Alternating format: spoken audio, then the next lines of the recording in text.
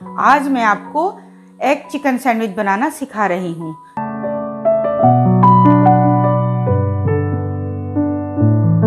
8 slice चाहिए, 1 cup boiled chicken चाहिए, mayonnaise चाहिए, 3 से 4 सलाद के पत्ते और 1 टमाटर स्लाइस में कटा हुआ, egg, salt, black pepper. Chicken डालेंगे, उसके बाद मायोनीज डालेंगे, सॉल्ट डालेंगे हम, black pepper.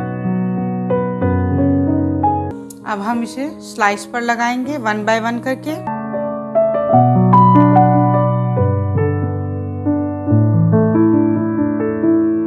One sandwich ready हो चुका है।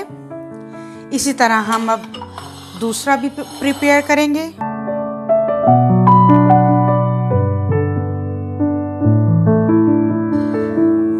एग चिकन सैंडविच बनके तैयार हो चुके हैं। उम्मीद है आपको मेरी रेसिपी पसंद आई होगी। अगर आपको मेरी रेसिपी पसंद आए तो इसको लाइक, शेयर और सब्सक्राइब करें।